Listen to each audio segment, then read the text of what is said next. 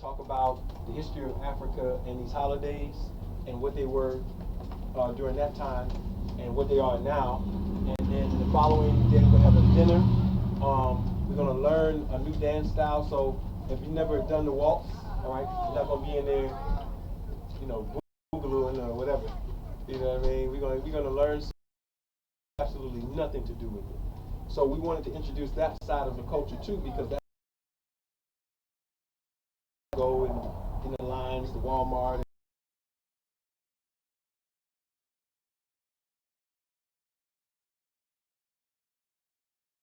The information worldwide now. People are watching these presentations on different continents now. So if you have business products or services that you have, we want to make a marketplace for you. We're probably going to use Imhotep because we can get a lot of vendors in that space to advertise. You have a few minutes to come up, advertise before the group, tell what your product, your service is, bring all your business cards, link with people who are in the nation, build a better business network, and then from there we're good. So aboriginalsummit.org, check those out, and then the officers pretty soon should have tickets to all that. We'll arrange on it. And if you have questions about that at the end, we'll make sure you get your questions answered.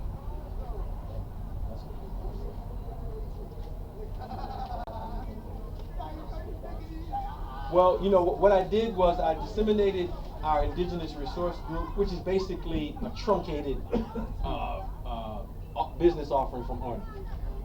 And I wanted to offer that as a schematic for what's going on with the Millions March. How many people are in October going down to DC for the march?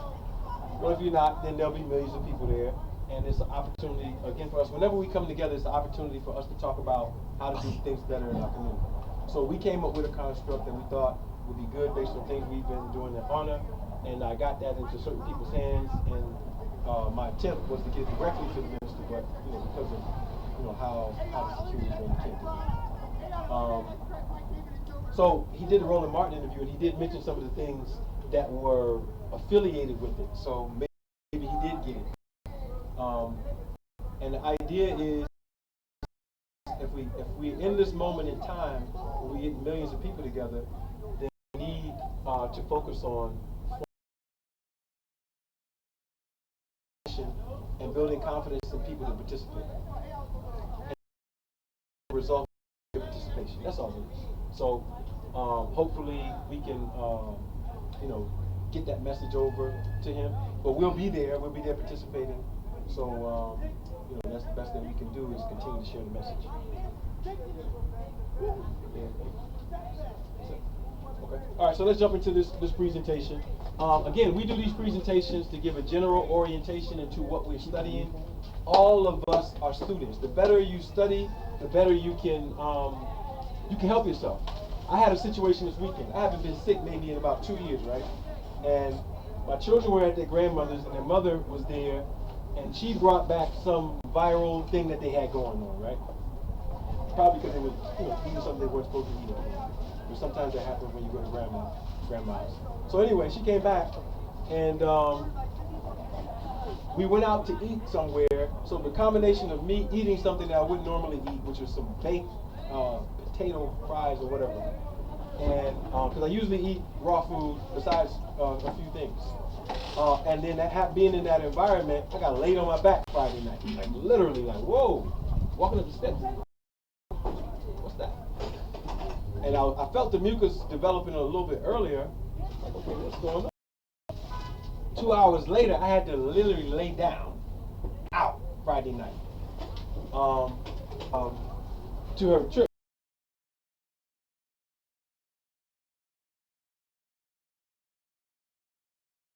And I was too tired to even walk down the steps. So I'm laid out in the bed, and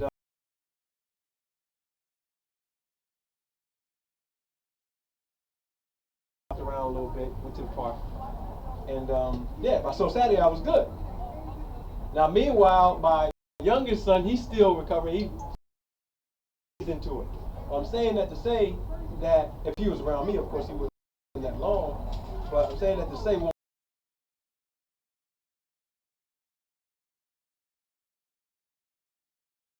about a health condition. All right. A lot of this has to do with resources.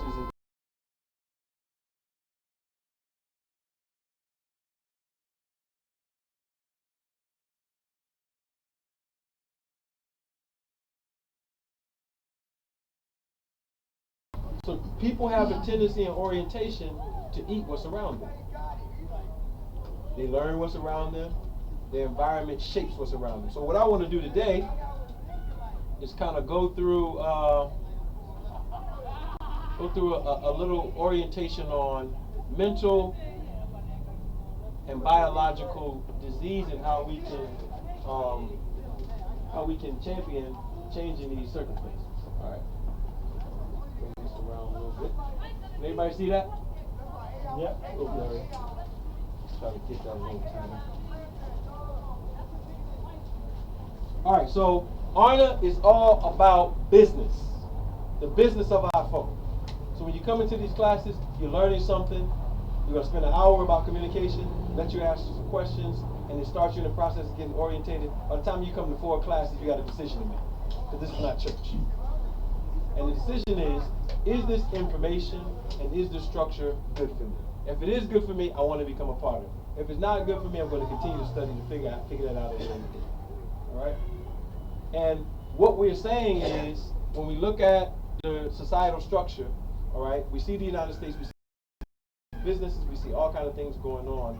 And what we're saying is, since we, our people, have gotten out of the denationalization, which is, what we call slavery, we've been making attempts to try to figure out how to catch up, how to build ourselves up, how to make ourselves stronger from that adverse condition. And we tried a lot of things. We tried civil rights, we tried a whole bunch of things. And some of the business that we flourished as individuals, but as a group, we find ourselves in these complex things where we need more information, more knowledge, so we can use it better. So that's what ARNA is. ARNA is here as a body politic in indigenous government. In the same way that you have the Cherokee, in the same way that you have the Seminole, in the same way that you have the Navajo, all these other groups, you have a group that's specifically tailored to addressing our issue of denationalization. So whether you are RPG, whether you're in the Moorish Science Temple of America, whether you're in the Nation of Gods and Earths, whether you're in the Nation of Islam, whether you're a Black Panther, whatever it might be, socially, community, I don't know, whatever you may be, you have a place here. And the place that you have is develop your talents and gifts, get business minded and oriented, and get busy. That's what we're here for. All right? We're not here to tell you what religion to follow. We're not here to convince you of anything. We're here to teach you cultural science and to get you to see it, test it, study it, and then make decisions based on it. Now, how many people have seen this video? Urban Kryptonite. If you've never seen it, it was something that Brother Damien and some of the other brothers came up with. And I'm in this documentary, and it's about health problems in the so-called African American community. So you can get this at urbankryptonite.com. But this is an excellent documentary because it has a lot of people in it. Dr. Africa, some of the the famous people in medicine and nutrition in North America, and you can get this. But it's the concept that's important. Urban kryptonite. We're killing ourselves. It's nothing wrong. Nobody has to be a fruitarian or a breatharian. We're not asking people to do that. We're not asking you to be a raw food. We're asking you to do the best that you can to stay healthy. All right? And that requires a lot of different types of knowledge. Our mental health can be best suited when we know what establishes mental health or what can increase what mental health you already have. And our biological health can come through tested and proven methods of science. They prove this works, this doesn't work. Our greatest health as a people is only going to come through operating as a unit. Period. That's our greatest health.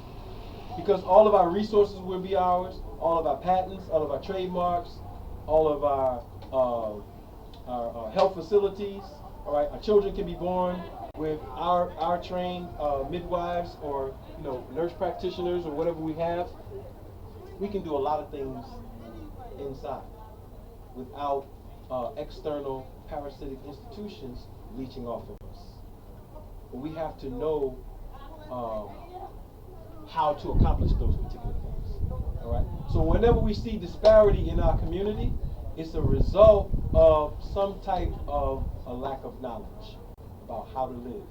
Now the knowledge can be all around you. It's Sunday. There are people in church, right? The people in church will leave the church or at the church and go into the basement and eat what is considered in the book they just read an abomination. Right? Now you can't force anybody out of that circumstance. But when they get into a circumstance where they might be injured by it, you can offer them some information. If it improves them, then it might broaden their horizon. So we're about the mental security and the biological security of our people. But we can't be mentally secure if we don't know the things that are the best types of information. When I was the principal at Muhammad's Islamic Academy, I had developed a program in the school system called CORE. This is the regular public school system before I got into the private school system, called Creating Order and Responsibility in Education. And I had a component in it that taught how to associate children based on birthdays. I didn't tell them that it was based on astro studies, but I just implemented it. And basically it said that certain children born on certain days have certain energies. So if you had a child that had a calm and relaxed energy because they were born on a certain date, you wouldn't put those children with hyperactive children. You put the hyperactive children together and you put the calmer children together. All right. So if you want to go through astrology, if somebody's a Cancer and they had a table with an Aries, a Leo, and a Sagittarius, the Cancer is going to be irritated because they want a calm environment so they can learn. So they're going to complain about the Aries, fire, which is trying to take control of everything, the Leo, which is commanding all of the attention, and the Sagittarius, which is all over the place. Fire, energetically. So the water in the Cancer is literally boiling. But we don't get taught to organize our children in educational environments like that. We get taught, put them all in the same room, all right, which is chaos, and then you put them all in the same room. If that child says, I can't, I have a problem, they're too loud. Well, it's loud time, you're a crybaby. You start insulting the child because they're trying to stay within their energy. The teacher is going off a curriculum that was set by the Carnegie Foundation or whoever else in the early 1900s. And now we don't have our indigenous education to learn how we're supposed to arrange and order things. Very same thing could be in a marriage. You're in a marriage and you don't know the other person's energies, so you start disrespecting the person's personal space, energetic space. All right? So it took me inside of marriage a long time to get the knowledge and then learn how to, respect, the other party's space. Or to have that reciprocated, or not, based on, but at least having a template. Because you can imagine if a person likes to be alone a lot, and you're trying to force them to be in group environments. And their charting says that they are supposed to be alone a lot. Now the design that their creator gave them, you're trying to get them to go against that for the sake of an emotional satisfaction. And that is the programming of a democratic society. All right? The program of a democratic society is we don't respect laws. Freedom is completely free from everything, including laws and rules and regulations when it comes to those things. All right? So what we're saying is, and I always slate the beginning of these for children, here are your ancestors right here. These are not people from Africa, even though they share the same genotype. This is not a depiction from Africa, or what we call it Africa. And it's okay for it not to be. It doesn't disrupt the concepts of Pan-Africanism or any of those other things. What it says is that we have been on every part of the planet. What it says is that we're home. What it says is, when you hear Arna now, for the Aboriginal Republic of North America, it makes sense. It's not strange. All right? What it says also is, if you visit these places, and the people are calling themselves the descendants of the people who did that, and they don't look like them, that somebody has been obstructed. So your children need to learn this reality. They're not going to learn it in the public school system. So we have to create the moment in time and space for them to learn it. All right? Other depictions. All right? I always like to show these because when we talk about nationality, this is what we're talking about. This is what we call just sanguinis. Rights via bloodline. This is your bloodline depicted on the walls in the Bonham-Peck Marrows in Mexico. All right? These are, excuse me, these are the first Native Americans. All the feathers and the regalia and the locks and the braids that you wear today, they were doing that thousands of years ago. All right? So now, when we look for ourselves and we're taught only to look at Africa, the reason why we're taught that is to fall into a trap. So we get some glory, but then we fall into The Origin of Species by Darwin, because now, according to the thesis that we're operating from, all life coming out of Africa, it wasn't black people who gave you that thesis. It wasn't indigenous people who told you all life came out of Africa. It was white people. But you thought they were doing that because they were trying to uplift you some kind of way. And on the surface, that's what they were doing. That's what speculative masonry is all about. It's about giving somebody something that appears to be a benefit for them, so you can give them what you really want, which will give you the benefit. Psychological game. So out of Africa, the evolution. So now, in order to subscribe to that, you have to subscribe directly or indirectly to evolution. And by describing to evolution, you are dismissing thousands of years of scientific study of indigenous peoples. Thousands of years. You're also subscribing to ideologies that are going to take you somewhere. Atheist, agnostic, all right? So we have to be very careful with education and how we educate ourselves. And so now Arna is saying, let us be the new education mode for you, all right? Let us give you some information. And let us give you the type of mental information that can put you in the best format. Now, how many people have ever heard of this? Prophecy. What is prophecy? Predicting something. All right? Predicting something that's going to come. And when we think about prophets, we think about people in the Bible and the Quran and ancient stuff and Buddhas and all of that. So what if I said that the director of Google Technology is a prophet? The average religious people are going to say it's impossible for him to be a prophet. But what if he's calculated that certain things are going to happen repeatedly and they keep happening before they happen? All right? So Ray Kurzweil has been calculating that certain things will happen in the technology field over the last 40 years, and they've been happening right on time when people are telling him that it's not going to happen. All right? Everybody know who Ray Kurzweil is, right? If you don't know, he is a transhumanist. And a transhumanist is someone who thinks that technology one day will have to merge with biology in order for human beings to have the greatest success that they can have. All right? So Google has a new line of robots. Boston Robotics is doing a line of robots, and the robots can walk around and they can talk and they can do a whole bunch of things. All right? And they're high into artificial intelligence.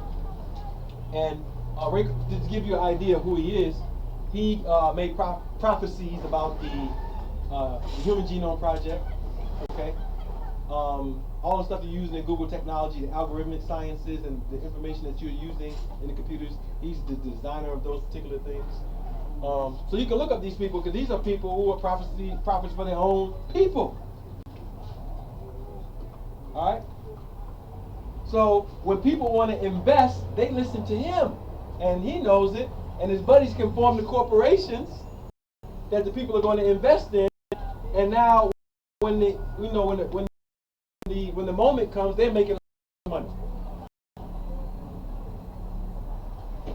Now, when indigenous were operating with that same thing, we had all the money. We had all the money.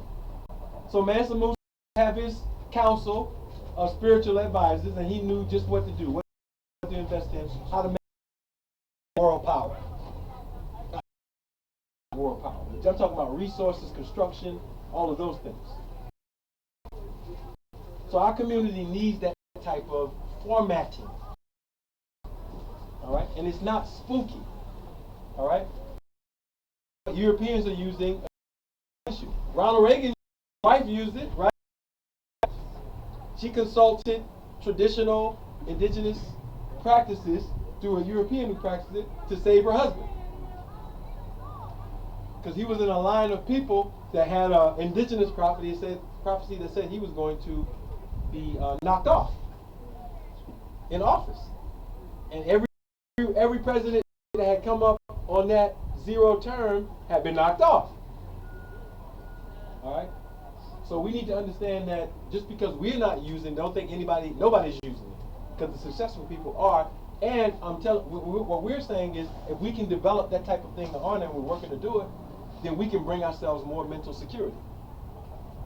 All right? It's nothing like being able to plan a plan and knowing that at each moment, every part of the plan is going to manifest to the end.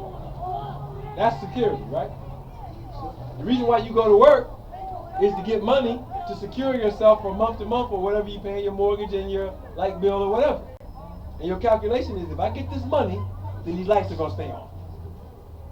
You prophesy on a small level. All right?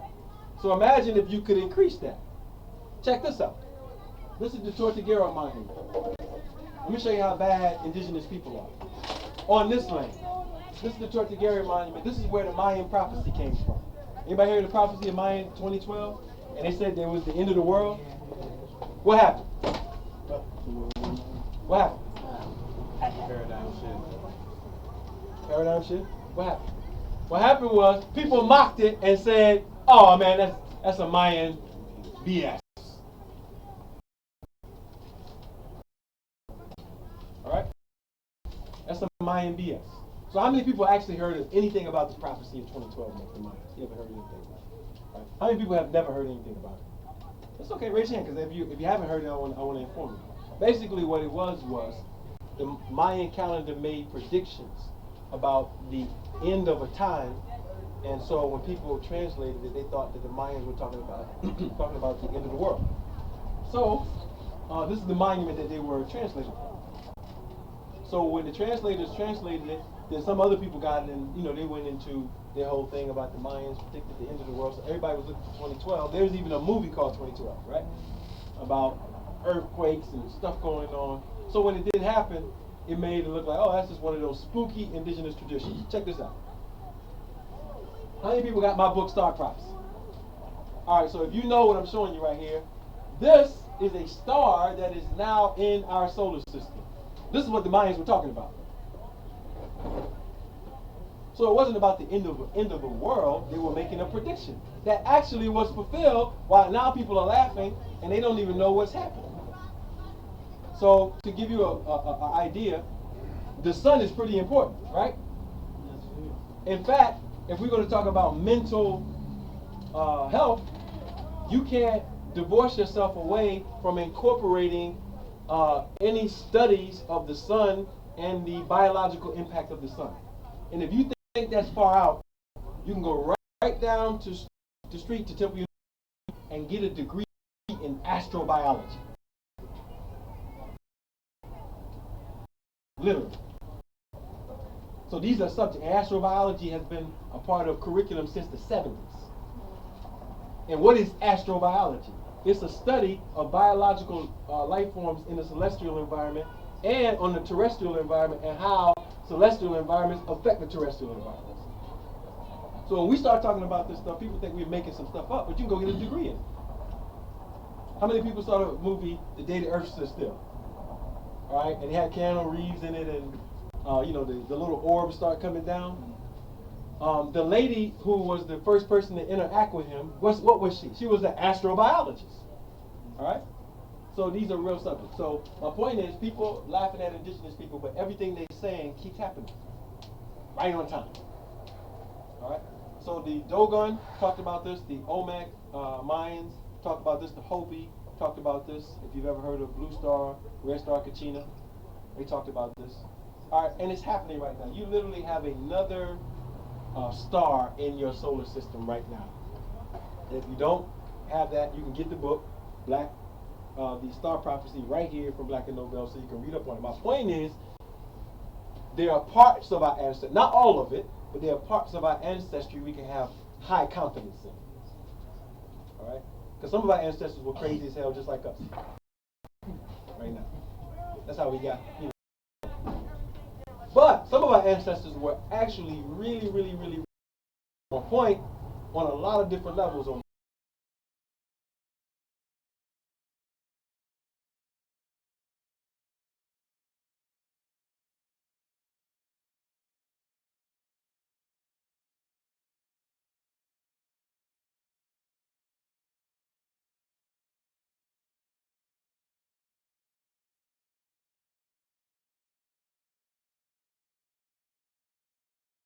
circumstance, like us, right? And then some of them can come out of the poverty and get really rich, right? And some of them can stay in the poverty and be really poor, right? The really rich people and the really poor people have that shared experience, so they're going to have mental things that are similar. Despite the fact that they've come out of, they went into different economic classes, all right? So you'll see behavioral dynamics in people that are similar based on experience, memory, and the effect of those particular things and how they're handed down. All right? So being really wealthy does not exclude you from the experience of what we experience as a people. Being really poor doesn't lock you down into it. All right? It's just a shared experience. But if you're going to study the human mind, let's see. How do I want to touch on this? Let's go here. This is a book, a really expensive book. It's called The Geomagnetic Field in Life, Geomagnetobiology. This is a subject that the Russians actually developed. Studying how the Earth's magnetic field affects the mind and biology in humans and behavior. Okay? So if you put some electrodes to your head, we can measure what's called brain waves. Everybody knows what a brain wave is? It's an oscillating frequency in the brain, and sometimes make certain areas have more energy in it. Your frontal lobe might have more energy when you're up and active. Your occipital lobe might have more energy when you're asleep. All right, so that can be detected. That can be detected by neuroscientists. But what's important is it's waves. So all waves that are operating on this planet come from the Earth spinning. So whatever is affecting the Earth's magnetic field is also affecting the thoughts, behavior, etc. of the people. So our people were smart enough to incorporate studying the Earth's brain and how it related to our brain. All right? Now, that might seem like a far out concept, but you way out into the ether. No, it's actually pretty simple. And how simple it is if you live in a city that's highly toxic, with gases being emitted from cars a lot, and you're not doing things like going into a park or making sure that you know how to breathe, you could end up later in your life with respiratory problems or hypoxia. I put people on my machine and I can look at them and say, oh, you got hypoxia. What is hypoxia? Your oxygen levels are low because you're not breathing properly, getting enough breathing in, and you're not getting enough exercise and being in environments with trees because you live in the city and you have to take time out to do that. But it has everything to do with the atmosphere, the environment in the atmosphere. So now, that poor environment in the atmosphere, lowering the level of oxygen in your body can give you a disease, a malady. You can get asthma. Why do I have asthma? Oh, you have asthma because it runs in the family. Bronchial issues run in the family. No, drinking a cow pus, from the time that we're young, and not having good nutrition is running in the family. Okay? So our people studied celestial sciences in order to make sense out of how the mind actually operates. Now, how many people have heard of a bar mitzvah or a bat mitzvah? Anybody know what a bar mitzvah is supposed to be? The rites of passage. It's rites of passage. And what does it basically say? That the young Jewish male is now coming into adulthood, and now he is responsible for himself. His parents can no longer be the ones who take the responsibility for him in the sense of his behavior. All right? And the same thing is for a bat mitzvah. All right? So they start studying more into the Torah so that they can learn how to become adults. And if you go to Williamsburg and Brooklyn and different places, you can see them doing bar mitzvah celebrations all the time. You see the children with the garb on that signifies that. And it's about coming into adulthood. All right, so when you think about people who are controlling the resources in communities and are building wealth, they take the time to make sure that their children are learning their tradition and learning about how the family operates in business. So by the time that they get 18, they're going to choose the Ivy League school that they're going to go to. And then after they complete it, they're going to become the judge, the lawyer, the doctor, or have shares in the institution as well. Or they're talking about continuing the inheritable wealth of their people. And they're starting by programming the child at a young age. That's what I'm trying to get to. Because by programming the child, you are tapping into what the child already has, and you're showing them and giving them the confidence, the mental confidence, that they can step into this place that you have reserved for them, and they're going to step into it. Now, question. If you're an elder, you got grandchildren, or if you got children, what are your children being programmed with? What are your children being programmed that they're going to inherit? And how is that affecting their mental health? How it's affecting their mental health is it puts them into a little box that makes them think this much of themselves, and they behave out of that box, and you ask, what's wrong with the children? What's wrong with the children? You send them to school, and you ask, what's wrong with the children? They learn white supremacy all day, and you ask, what's wrong with the children? All right? They grow up around poverty or broken family structures, and you ask, what's wrong with the children? Dad or mom is not there, and you're asking, what's wrong with the children?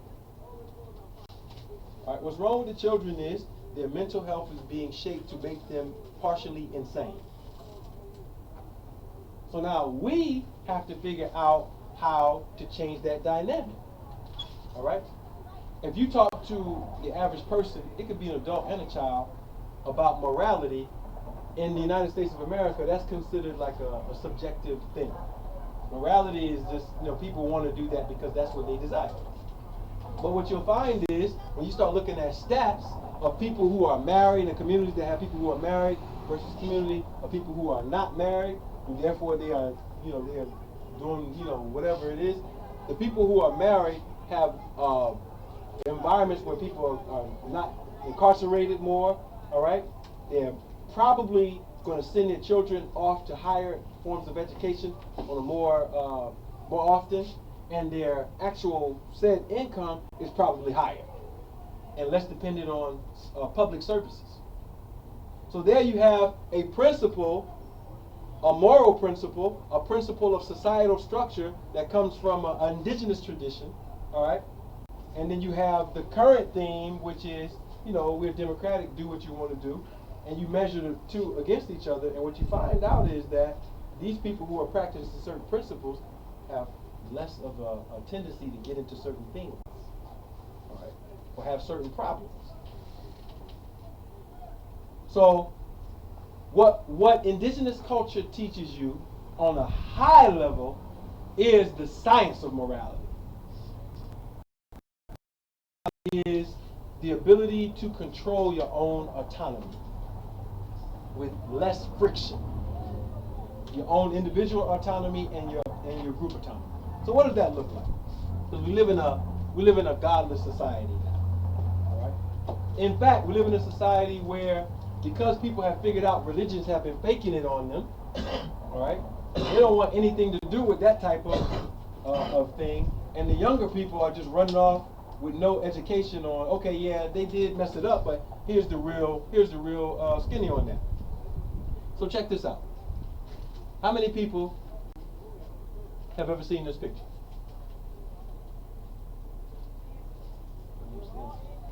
This was a picture that used to be in the Blue Room in the oldest Masonic Hall in Philadelphia, in the United States of America. Right down at Broad and Market. This was in the Blue Room. This is George Washington. This is Andrew Ellicott. And this is Benjamin Banneker. They're under a tent, and he's handing them a plan for what is now Washington, D.C. All right. Notice you have two globes here. And the colors and everything represent something. The red represents the Rosicrucians. This represents the Scottish Rite and Masonry. And what they're telling you is indigenous people developed Masonry. Operative Masonry. The real Masonry, which is about how to construct society and government. How to actually build structures, and not only build structures, build the structures and keep the secrets of nature in the structures. That's a whole different lifestyle. All right? So here you have him standing, they're sitting. They're showing you who the authority is. And uniquely, and I'm going to show you the significance of this, they're in a triangle. All right? They're in a triangle. Here you have the triangle again. So what does that represent? It represents, first of all, Benjamin Banneker designing this. The schematic for this area. Which you now have the White House, the Washington Monument, and the Capitol on. This is all based on astronomical indigenous sciences. So he aligned this area to the constellation Virgo and to the stars Regulus, Spica, and Arcturus. So now those are energy centers, Earth energy centers mirroring astronomical centers. This is an ancient form of building that indigenous people partook in, and these Masons are now participating in. All right? And by doing this, they are telling you that they have co-opted your sciences, all right? And there you go. Just to show the constellation. All right. Now this point in space is how if you see us put dates on documents, 15,101. This is how we actually do the count. We count from this star. And counting from this star and the sun in its progression all around the galactic center will give you up to date 15,000 years into a 25,000 year cycle. So that's how much these folk down at the Scottish Rite Lodge who are in the higher levels know. All right? And when they get their 33rd degree, the degree is symbolic of this angle, which is 33.3 degrees. Literally. You can measure this angle with a protractor and you'll get that. So what they're saying is, we got your stuff. Your mental health can't be that good if we got your stuff. And we're using it and you are not using it. Now you can't say we didn't use it. In every religious book and every civilization on earth, this is the first pharaoh of Tameri. He's mimicking the shape of the constellation Orion. All right? And all of this, again, is based on astronomical science. So this is called a Narmer palette. All right? So a large part of our mental health is based on our indigenous traditions. It's very hard to live indigenous traditions if you don't have a body politic that's reinforcing it and reinforcing the resources to invest in it continuously. And it will become a problem further along if we don't do it. If you don't think celestial sciences are important, not only in our ancient, not only depicted in their Masonic, but in the actual governing authority of the actual governing sciences, meaning the law, check this out. from a book called Know Your America, a suggested course in Americanism, prepared and distributed by the American Legion. All right. Question: by what authority was our first national flag established? Answer: authorized by who? Question 2. Quote the exact language of the original flag law. All right. From the Journals of the Continental Congress. Answer: resolve that the flag of the United States be 13 stripes, alternate, red and white, and that the Union be 13 stars, white in a blue field, representing a new what? Constellation. Study of the heavens. So they incorporated it into the governmental structure with the building of the buildings. They incorporated it into the flag, and they incorporated it for who? If people don't know who they're talking to, they're talking to themselves. They're talking to their children. Because now, why does it have to be in code? It has to be in code because it's for a selected group. It's not for everybody. So now you have the red, white, and blue, which anybody who studies masonry knows what this is. This is the end of the apprentice, federal craft, and the master mason. The first 3 degrees of masonry. It's telling you who's holding the information. And then the circle of 13 stars represents the traditions that they got from indigenous people that they're using. They're using your stuff and you don't know it. So how good could your mental health? Could you imagine playing chess with somebody and you only play checkers? It's your first game and this is the world master. How you gonna be? You don't even know the pieces to the board. You don't even. He has to tell you how to which places where to move the pieces. He or she has to tell you what's actually checkmate and what's not. That's what's happening. You have people who have more influence, who have more time to study, who are investing more in themselves, and you're mad at them and calling them white supremacists. I'm not mad at them. I expect them to do that. If I was them, I'd be doing the same thing. Investing in ourselves. Our problem is we don't want to take responsibility for investing in ourselves. So guess what that's going to get you? You reap what you sow. See, now that changes the whole dynamic when you read that, right? You reap what you sow. If you are sowing discord and chaos, you're going to reap it. All right? If you're sowing poverty or poverty paradigms, you're going to reap it.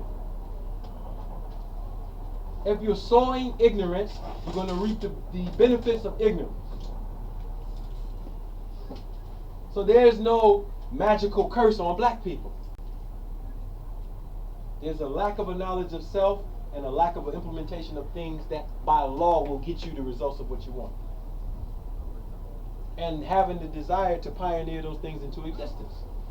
So they've been using this stuff. But look at you. Look at when the Moors had their science. Let me break something down to you. You probably never heard this verse from the Quran. And if an Arab translator, you're definitely not going to get this. All right? The very things that we do on a daily basis are pure science around us of the most magnificent thing, and we don't pay attention to it. All right? So this is a verse about sleep and death, and it's comparing the two together.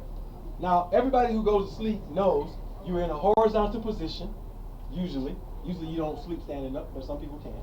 But you most likely desire to lay in a horizontal position for the scientific purposes of what a horizontal position does to your brain waves. All right? As opposed to a vertical position to the earth. When you're in a vertical position, it creates another type of charge in your brain as opposed to a horizontal position. All right? So when you sleep, your brain waves go into a slower state, a long wave state. All right? When you're up, they're in a more active or direct. When you're up, they're shorter. When you're asleep, they're longer. They can extend further.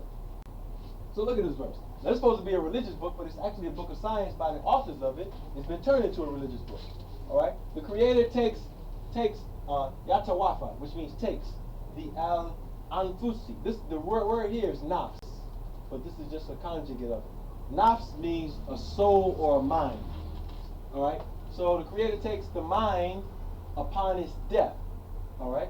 So the nafs is the energy in the body. You lose it, you die. You keep it, you stay alive. You increase it, you stay healthy. Upon its death, and those that do not die during sleep. So whoever wrote that would have to know that the body is in a less energetic state. All right? and be able to substantiate it. Then he withholds those anfusi, all right, the mind upon whom the decree of death occurs, and sends the others, nafs, back. So what happens when you wake up? Right. The body waking up is the body getting more nafs, or energy. All right. The serotonin and the melatonin switch cycles in the hormones in the brain, and now the brain starts to secrete more glucose into the body to wake you up. Because during the night when you're asleep, you don't need that amount of glucose. All right. It's not even important. All right. Certainly, there are signs in this for people who reflect. All right. So now look at this science. It said Allah takes them. Takes them where? In a suitcase? And put them somewhere? This is a depiction of our galaxy. All right. We are right here. This is our sun. We're right here going around. The sun is going around this bad boy every 25,000 years. All right. Now, what scientists won't tell you is that this said black hole right here, all right, has 16 stars immediately in its vicinity and is causing everything in it to turn, all right, or to move. Now ask yourself a question without being spooky and being a common sense human being, all right? If you wanted to get up and go to the bathroom, you could get up and go to the bathroom by your own what? Willpower, right? Your own willpower would allow for you to do that because you have a human will. You can do those things. All right. If you live on an Earth that's traveling 1,037 miles per hour on its own rotation, 66,000 miles going around the sun, and the sun is moving around another force, really a black hole at the center, then that's telling you a lot of things about the nature of the universe that you live in. The first thing that it tells you about the nature of the universe that you live in is that there is a force that is a determining factor based on systems of law for your life to exist. I'm going to say that again so you can get it. There's a force operating in this galaxy, really in the universe, that's causing things to have the ability to exist like your sun. Because without this force causing the sun to move, you wouldn't have a sun. And what would you be without a sun? Non-existent. Non-existent. And since the sun is making the earth turn, without the sun making the earth turn from the power that's making it turn, so our ancestors called this force Allah. That's it. That's the, or Amun-Re. Different terms for it. Now the force operates based on laws, not emotions. So the force isn't killing people. The force isn't going to send nobody to hell or heaven.